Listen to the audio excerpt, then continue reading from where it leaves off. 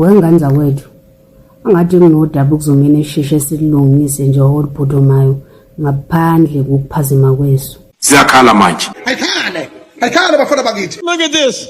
Ukwazi kwenza umena njobo useKZN. Umena njobo yejwabi. Hey wena yini le? Umena njobo yejwabi. Uthetha umnqundo wakho. Nobubi ngathi bakugenqa ngocelembo sasemncane. Hey. Basobha lapho wenkonza emhlophe. Kwanami nje ngakuvikisa nje uvike futhi ukhala ubaleke kuyengima wakho. Yashayeta. Babukeli bethu bawathumelela ama-video abo bephawula ngalolu daba. Thina la eKZN ngempela sazi ukuthi indoda ngokuba ihlonipha abesifazane, indoda ngoba ikwazi ukumela ikhaya layo, indoda ngoba inenkomo. Ngejwabu nje wena usuyindoda. Amasimba lawo.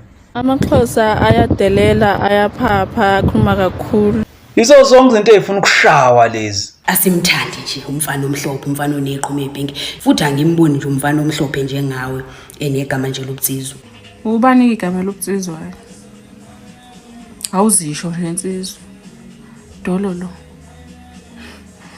Hayi mntase hamba yaka Mr Prize ufike uthekele igigi uzoyihlalela kanye nathi phansi phansi.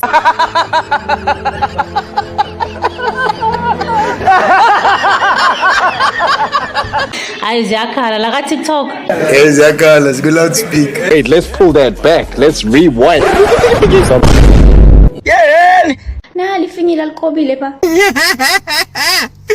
Yeah. Siyakela ukuphapha. Word of the day. Angaphinda akhulume ngalo nangelilodwa ila.